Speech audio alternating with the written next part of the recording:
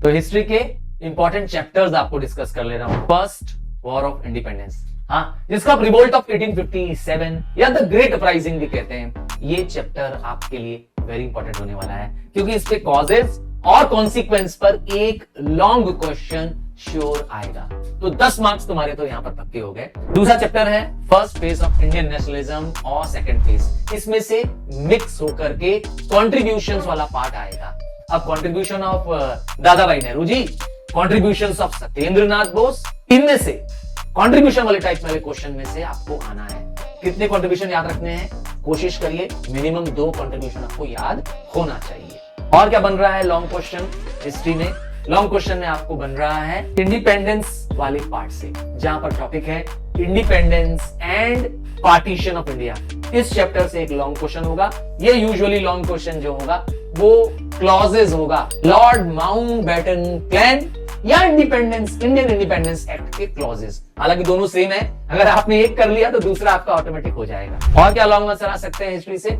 आपको गांधी जी पर, हाँ, जिसमें civil disobedience movement, quit India movement, इससे रिलेटेड एक लॉन्ग क्वेश्चन हो सकता है। दोनों को मिक्स कर दिया जाए या सेपरेटली भी क्विट इंडिया मूवमेंट का ही रिलेटेड क्वेश्चन पूरा एक लॉन्ग बन सकता है, 10 मार्क का बन सकता है।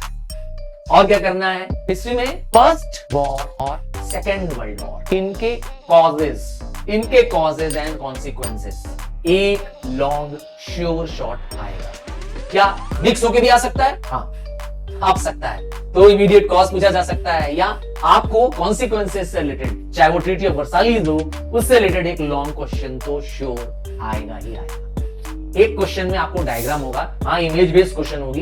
ये इमेज कोई पेपर कटिंग हो सकती है, कोई हिस्ट्री का कोई इंपॉर्टेंट कैरेक्टर हो सकता है, इसकी इमेज हो सकती है, और उस पे बेस्ड क्वेश्चन होगा। लॉन्ग की बात कर रहा हूं आपसे। और एक क्वेश्चन आपको श्योर मिलेगा यूनाइटेड नेशन ऑर्गेनाइजेशन पे, जिसमें आपको उनकी एजेंसी से रिलेटेड, चाहे वो यूनिसेफ हो, चाहे WHO हो या यूनेस्को हो, इसके 3 फंक्शंस आपको करने हैं। तो ये हो गया आपका हिस्ट्री का प्रिपरेशन। मिस मत करिएगा, मैंने आपको जो बताया, अगर आपने इसको तैयार कर लिया तो आपको बेस्ट नंबर लाने से कोई रोक नहीं। चलिए, so this brings to the end. Bye from